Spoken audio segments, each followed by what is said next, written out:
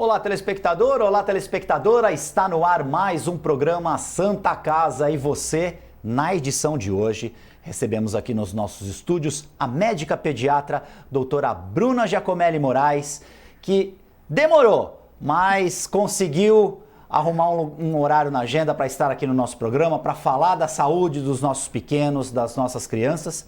E no programa de hoje, eu vou conversar com a doutora Bruna a respeito dos maus hábitos de nós adultos, o que esses maus hábitos podem prejudicar na saúde e na evolução das crianças. Tudo bem, doutora Bruna? Ai, tudo ótimo. Ai, como você é exagerado, né? Falando da minha agenda. Médica pediatra de alto nível tem uma agenda cheia, claro. E é bom isso. Estreando o nosso cenário de 2022, obrigado pela presença. Obrigado a você, Igor. A gente costuma muito falar só da saúde das crianças, dos problemas que os nossos pequenos têm. Mas eu achei interessante conversar a respeito desse assunto, os maus hábitos dos adultos, que no final das contas eu acho que acabam prejudicando sim a evolução das nossas crianças. É verdade ou eu exagerei? É verdade, né? Eu lembro na nossa primeira entrevista que eu falei uma coisa pra você e daí depois todo mundo ficou repetindo que é a criança é um papel em branco e a gente vai imprimir o que a gente quer, né? E eu sempre falo que eles espelham, eles têm que ter um espelho, né? E esse espelho somos nós, os adultos. Então, assim, a falta de rotina, alimentação errada, como eu te contei um caso agora há pouco, fumar perto deles, eles acham que aquilo é verdade, que aquilo é bom, porque eles não estão entendendo como uma coisa nociva, né? Imagina uma criança que vê a mãe fumando. Então, todos esses maus hábitos aí vão levar a ter esses hábitos depois reconhecido como verdade para a criança, né? E eles vão levando isso para a vida deles, né? A alimentação errada, que eles fazem uma alimentação totalmente errada, né? Os açúcares aí antes dos 2 anos está super dentro da alimentação deles e eles acham que é bem comum, né? E até tem aquele momento, a minha filha ficou até 2 anos sem comer açúcar e quando a gente ia numa festinha falava assim, pode dar um brigadeiro? Aí eu falava assim, não. Aí todo mundo fala assim, que menina chata, né? Mas não é que é chata, né? A gente já sabe, a gente estuda, né? Sobre os 1000 dias da criança. Então, a gente sabe tudo isso, que essa epigenética aí vai ser levada para todo o resto da vida daquela criança. O hábito de fumar, né? É muito comum, né? E hoje tem aqueles narguilés, essas coisas, eles acham que isso é comum. E aí vão levando esses hábitos, né? Eu sempre falo que a gente pintar ali, eles vão seguir aquela pintura porque eles falam, meu pai faz, eu também posso fazer. Eu vejo, às vezes, as mães contando que elas põem Coca-Cola na caneca para fingir que é café. Mas, na realidade, a criança sabe que você está mentindo para ela, né? Ela tá vendo. Eu sempre falo para as mães que eles são ganhadores, né? Eles ganham tudo, eles prestam atenção em tudo que a gente faz, não é verdade? Dentro disso que você falou, as crianças têm os adultos e os pais, principalmente, como os bons exemplos, os heróis. Então, se o meu pai e a minha mãe fazem determinada coisa, eu vou fazer aquilo porque aquilo é o certo. Então, os adultos têm uma grande carga de responsabilidade que alguns não sabem dessa enorme carga de responsabilidade que nós temos na formação dessas novas pessoas. E a saúde, desde de criança, tem que ser uma coisa muito bem cuidada, muito cara para os pais. Você falou da sua filha que não comia açúcar até 2 anos, a minha não toma refrigerante. E a gente não... Já ofereceram, ela experimentou e não gostou. Porque a gente tem o hábito de não tomar na frente dela, nas refeições, a gente procurar tomar água, um suco. Eu sou fã daquele refrigerante preto com rótulo vermelho. E eu tive que um pouco me reeducar e ela não gosta. Ela já experimentou. Ai, pai, não sei como é que você consegue tomar isso. Graças a Deus. Graças a Deus. E você falou dos açúcares. Hoje, todos os alimentos, eles já vêm com essa carga muito grande de açúcar. E como que o pediatra faz para conversar com esses pais e trazer uma alternativa? Você já dá risada, é um trabalho de sacerdote, praticamente, né? Eu sempre tenho falado muito isso, né? Hoje eu faço maiormente a visita médica, né? Então, eu sou diarista na Santa Casa, os plantões meus na prefeitura e agora também faço consultório de terça-feira lá no Santa Saúde, né? Então, assim, meus pais sabem que eu sou bem sincera, né? Sou sincericídia. Super sincera. Sou super sincera. Mas eu vejo, assim, que quando não são meus pacientes, eles já não estão treinados desde o comecinho, como é difícil a gente explicar que a criança apesar de ser um ser, a gente respeitar ela de todas as formas, porque eu acho que a gente tem que ter essa escuta da criança, de como pessoa, os pais eles estão deixando as crianças decidirem o que é melhor para elas. E eu tenho explicado isso assim, muito, muito mesmo, sobre a responsabilidade dos pais nessa criação. A criança, ela pode até querer, só que às vezes ela não sabe o que é melhor para ela ou o que não é. E cabe a nós, adultos, ensinar isso para eles, né? Então, às vezes assim, ia dar não sei o quê, ia dar um remédio, mas ele não quis. Ele não quis, mas ele não sabe para que serve, né? Quem sabe somos nós. Então, assim, é um trabalho de formiguinha mesmo, é uma repetição mesmo. E a gente está num mundo muito permissivo. Né? A gente tem aquela história de, não tive, vou dar pro meu filho aquilo. A culpa? A culpa do trabalho, que hoje, a gente já conversou também sobre isso em outro programa, que hoje todas as mães trabalham, é muito difícil a gente não ver uma mãe que não trabalha, né? Acho que é muito raro mesmo, acho que da turma da minha filha, acho que 3 não trabalham, o resto, as 20 e poucas mães trabalham. Então, existe a culpa, então a gente quer barganhar. Eu não vou dizer que também, às vezes, eu não barganho a minha filha, porque... nasceu uma mãe, nasceu uma culpa, né? Verdade. Então, acho que é bem isso mesmo. A gente tem que ensinar, trabalho de formiguinha, de ensinar que o açúcar é prejudicial.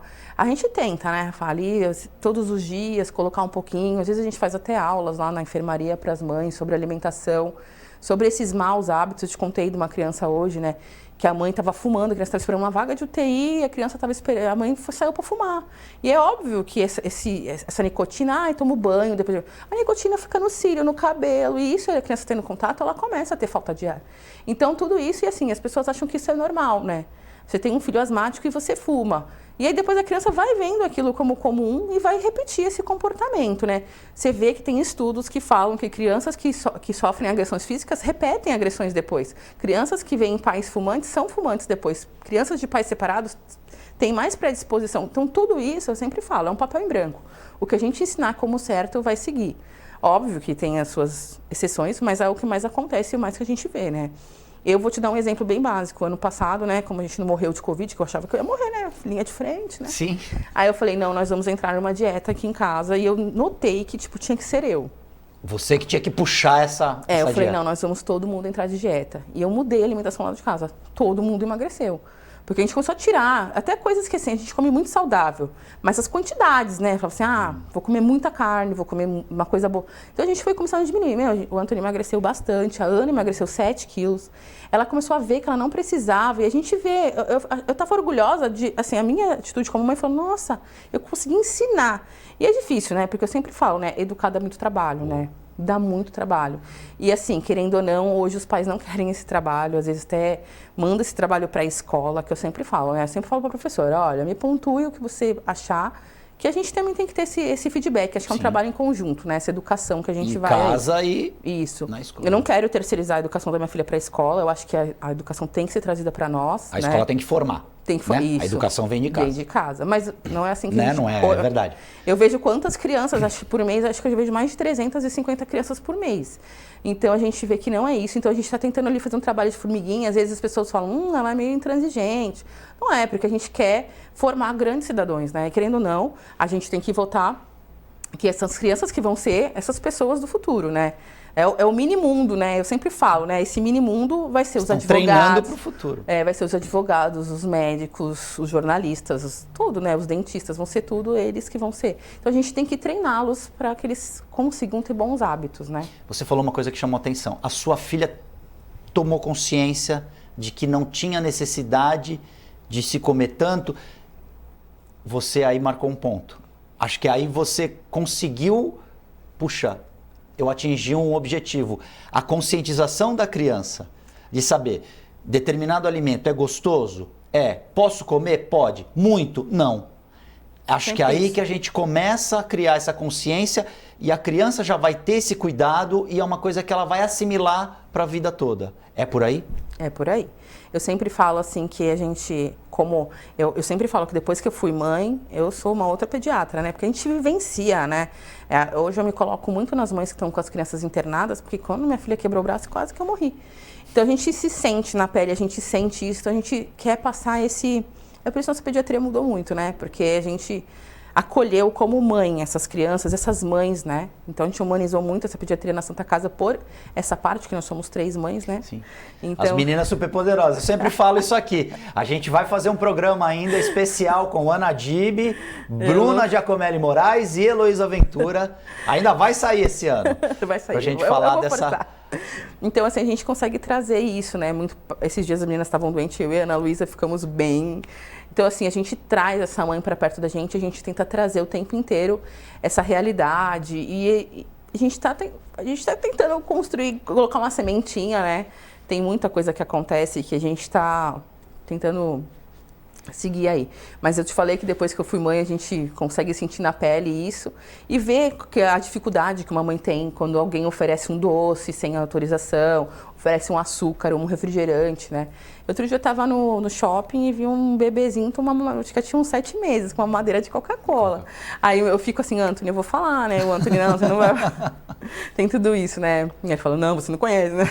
É complicado. É complicado, mas é isso. Santa Casa e você vai fazer um rápido intervalo, nós voltamos em instantes.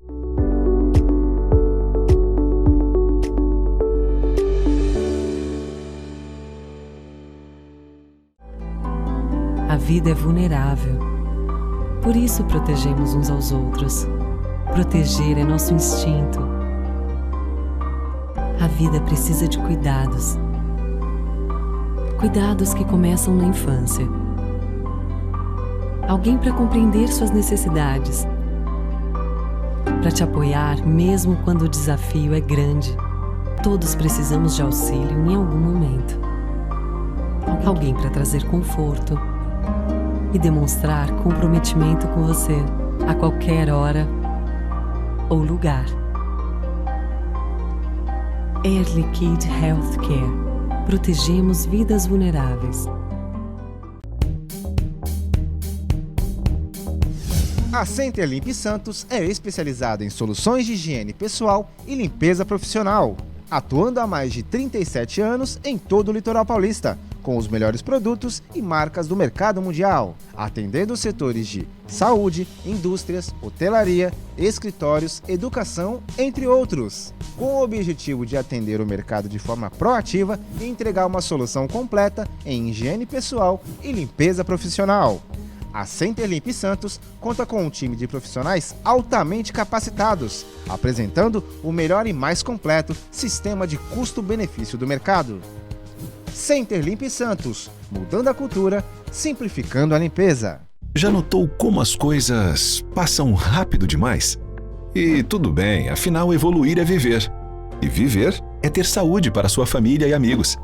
E pensando nisso, o Plano Santa Casa Saúde oferece o que há de melhor e mais moderno para curtir a sua vida. Um plano completo que pensa na prevenção, que conta com o maior e mais completo hospital da região, além de uma clínica de especialidades com ampla rede médica. Faça seu plano de vida. Faça seu Plano Santa Casa Saúde.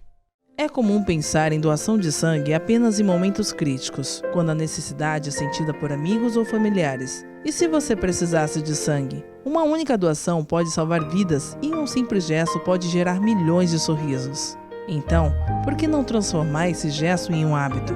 Porque para quem doa, são alguns minutos e para quem recebe, é uma vida inteira.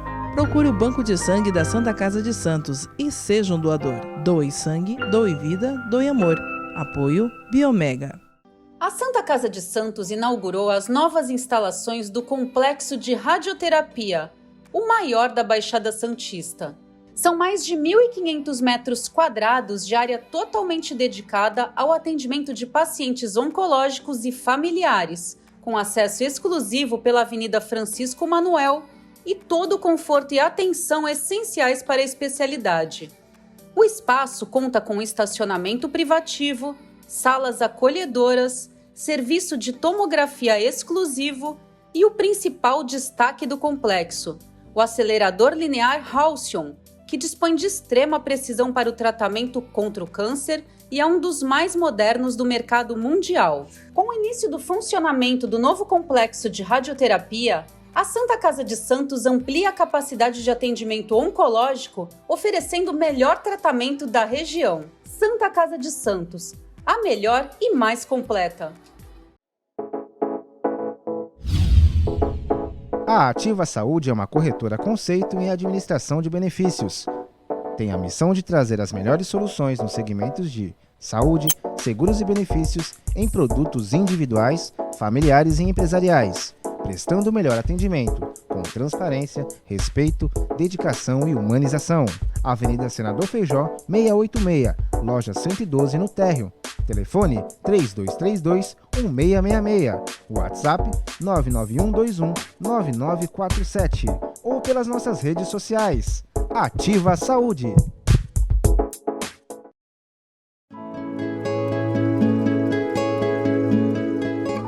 A Crismed Comercial Hospitalar orgulha-se de ser considerada uma referência no ramo médico hospitalar, atuando há mais de 20 anos no mercado, com comprometimento, competência e excelência no atendimento aos clientes. Crismed, compromisso com a saúde. Rua São Paulo, número 13, Vila Belmiro, Santos. Acesse o site www.crismed.com.br. O luto é um momento delicado na vida de qualquer pessoa. Nós, da Santa Casa de Santos, sabemos bem disso. Nosso serviço de luto conta com estrutura totalmente renovada e agora mais completa do que nunca. Planos de cremação com os preços mais justos da Baixada e pagamento facilitado. Serviço de luto e cremação da Santa Casa de Santos. Cuidado, acolhimento e carinho quando você mais precisa.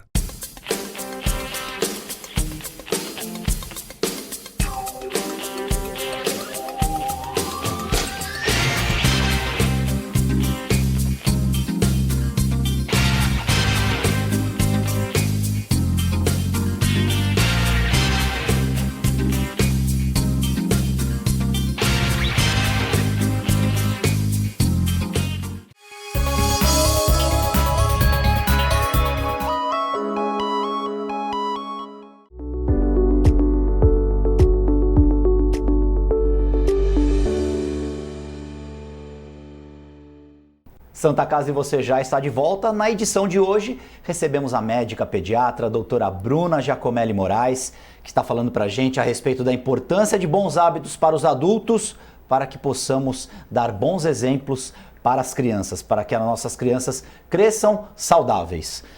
Agora, doutora Bruna, aqui é uma angústia de pai. O sono, a rotina, como que a gente faz para colocar as crianças na rotina e no trilho do sono? Porque eu acredito que os pais devem ter o horário deles, os momentos deles, e as crianças devem dormir cedo, para deixar até os pais terem um pouco mais de intimidade. Adulto pode dormir tarde, criança tem que dormir também, cedo. né? Adulto, nem nós, né? Nem nós podemos dormir tão tarde. Mas as crianças, fundamentalmente, não podem dormir tarde, porque a gente sabe que o sono ajuda a se desenvolver e principalmente a criança hormonal, né? Ajuda a crescer, inclusive.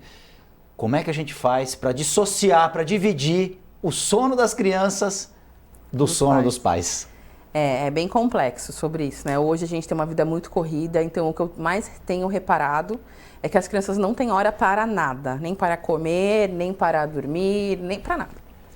O que eu acredito que funcione, a rotina, né? Mas não é uma rotina tipo a partir de 3 anos, não, é desde bebê. Eu fiz isso com minha filha e funciona. É difícil, né? Porque a Ana, ela tem reloginho para a hora do almoço. Se for 12h05, ela tá assim, eu quero comer. Porque eu acostumei ela a não comer 12h. Então ela tem um reloginho. 9h da noite pode estar uma festa, ela vai falar tchau, às vezes, uma vez ou outra, ela sai dessa rotina, né? Numa festa, num casamento, que ela adora, né? Ela sai dessa rotina. No Natal, para esperar o Papai Noel. Para esperar o Papai Noel, né? Também foi assim, Papai Noel foi embora, ela tava aterrissou. deitada. Tchau. E as pessoas acham até engraçado, porque ela fala tchau, troca o pijama, toma um banho, vai dormir. Então, assim, mas tem que ter uma rotina, né? Então, é uma rotina alimentar, é uma rotina do sono, uma higiene do sono. Eu escuto muitas mães assim, falando assim pra mim lá no ambulatório. Ah, ele não dorme bem. Mas aí dorme com a televisão ligada, deixa o celular. Hoje, né, tempo de tela, a gente já falou sobre isso, tempo de tela é excessivo, né? Então, assim, eu acredito que a gente está no mundo tecnológico, com as aulas online, eles ficaram muito mais tecnológicos, eu vejo estou vivenciando tudo isso, né? 8 anos, eu estou vivenciando o ápice, e muito rápido, né? Ela sabe tudo, sabe mais do que eu. Clonaram meu Instagram, ela ficou assim, como você deixou clonarem seu Instagram? Te deu uma Você bronca ainda. Deu uma bronca. Você não fez uma verificação? Não sei, tinha isso? Então, eles sabem muito mais que a gente. Eles estudam sobre isso, né? Então, assim, eles têm que ter o tempo de tela muito antes de dormir, né? Então, não pode ser uma coisa ligada, fica uma hora Terminou só. aqui, já vai, porque não dorme mesmo. Vai ter um sono irregular, vai ter um sono agitado. A gente tem essa regulação hormonal no sono deles.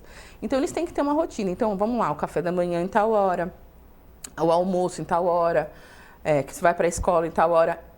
Como funciona? Eu sou uma pessoa muito de escrever, né? Eu tenho uma lousa e eu coloquei a rotina. A rotina é aquela ali, tal hora escovar o dente, tal hora, então ela já sabe o reloginho. E isso funciona.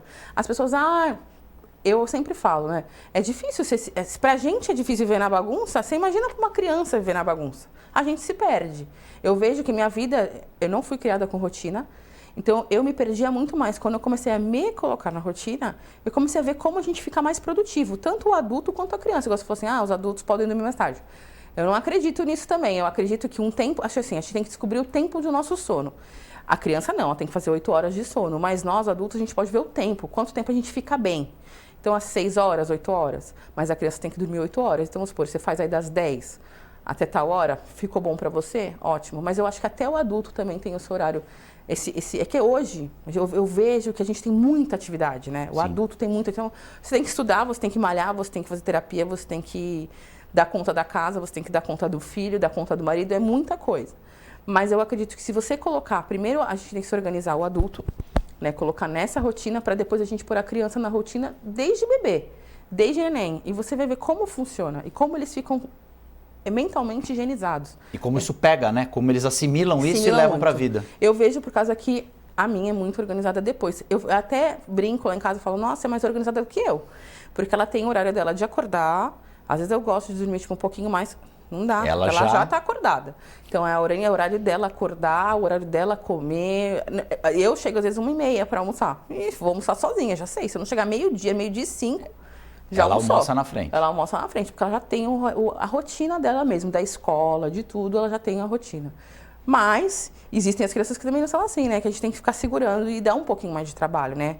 Mas é porque isso vem desde bebezinho. Então, quando a gente começa desde cedo a ensinar bom hábito, eles vão seguindo os bons hábitos. Não tem como, Guto. É como eu te falei, é o papel em branco que a gente vai imprimir o que a gente quiser. Ainda em relação ao sono, a criança costuma dormir um pouco mais tarde. É saudável? Olha, a criança dormiu à meia-noite, eu vou te acordar às 6 horas da manhã. Tirar ela dessas 8 horas. É uma atitude que pode dar um bom resultado? Você encurtar o sono para que ela no dia seguinte tenha mais sono e aí você tentar cansar ela, né? Colocar ela num ritmo que vá dormir mais cedo, ou a gente deve observar as 8 horas de sono? Eu acredito que você tem que observar essas 8 horas de sono. Eu acho assim, você tem que fazer que ela consiga dormir. Eu sempre falo da higiene do sono, né? Abaixa a luz, conversa, faz uma oração, que acreditar. Vai diminuindo os estímulos cerebrais. Vai limpando sua mente. Isso, vai pôr uma musiquinha. Eu ri tanto ontem, fui dormir, a Ana Clara assim, eu estou muito agitada, vou pôr uma música de chuva. Eu falei pra caramba, é uma música de chuva? Eu quero deixar a minha mente calma. Então assim, olha, vamos seguir a Ana Clara. 8 anos, sua filha, né? Pôs uma música de chuva. Então eu acho que tem muito essa higiene mental de você começar a desacelerar a mente para você deitar e fazer eles dormir. Então, só que aí, eu sempre falo, né, que se você ficar lá com uma música alta, vendo uma novela alta, você acha que eles vão querer dormir? É o exemplo arrasta. Então você vai lá, apaga tudo, diminui. Pode ser até que você volte, ficar um pouco mais na sala, mas você tem que deitar com a criança um pouco, eles sentem falta. Ler um livro com eles, desacelerar, né? E aí vamos supor, eles vão dormir às 9. Então você tem que começar às 8 já fazer. Começar o ritual para desembocar naquele horário que você quer. Isso aí. E aí continuar, né? E eles acabam, de alguma forma, assimilando isso. Tem que ter uma perseverança por parte dos pais e a tal da disciplina que você fala, né? É o que eu te falo, né?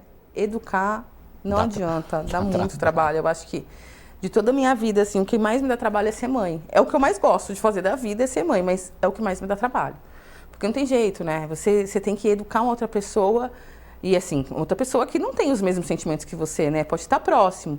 Uma pessoa que tem vontades. Então, você tem que ir lapidando o seu diamante, né? Eu sempre falo isso, né? Que é uma lapidadinha aqui, senão vai ficar uma pedra bruta para sempre. E a gente se vê muito nos filhos, né?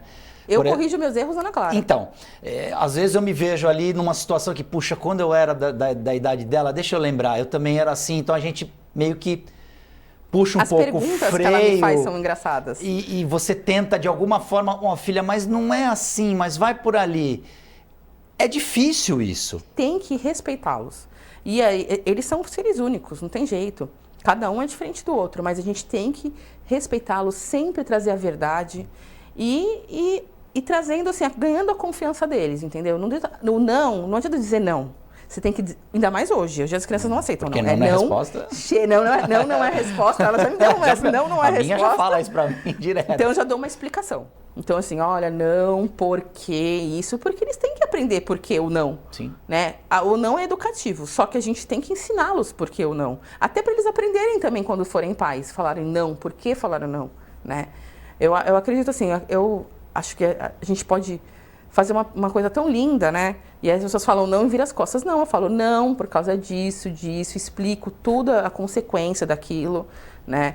E assim, querendo ou não, a gente fica olhando para eles. Outro dia ela estava debruçada na janela, Ana, não pode. Eu sei que não pode, mas então porque eles não têm essa percepção do risco, né? Ana, você não pode, porque se você cai, se não te morar no alto, você não vai chegar vivo lá, né? No meio do caminho. Então a gente tem que explicar, né? Porque eles são imaturos, né? Eles não têm medo, então a gente tem que explicar tudo. Tudo não tem que vir cheio de desenho em volta, explicar, para eles terem a consciência daquilo e ganhar essa responsabilidade. Às vezes tem que dar um sim só para eles quebrarem a cara também, para aprender que aquela experiência não vai dar certo. Para a gente falar, não te falei, né? Ai, que orgulho de falar, não te falei.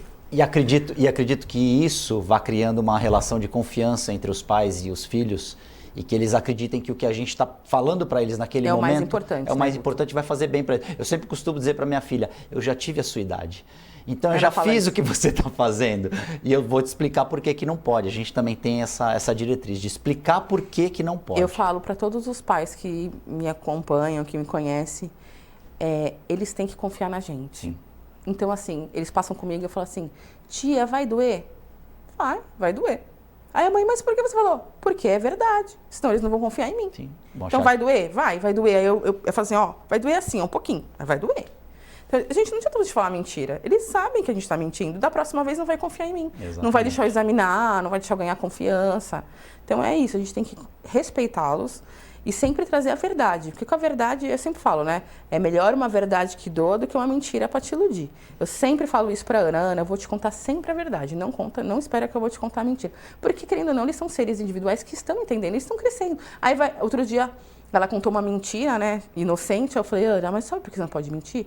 Porque isso lá no fundo, depois vai te ser prejudicial para você. Aí ela falou assim, é verdade, né, mãe? Então, se você mente, eles vão começar a repetir o comportamento da mentira. Se você faz uma mentirinha não tem importância, tem sim. Então a gente tem que criar esse caráter desde pequenininho, sempre falando a verdade. Tá vendo? Infelizmente o nosso tempo acabou, mas os bons hábitos fazem bons cidadãos. Os bons exemplos dos adultos com certeza vão fazer crianças melhores no futuro. Santa Casa e você fica por aqui, nós voltamos na próxima edição.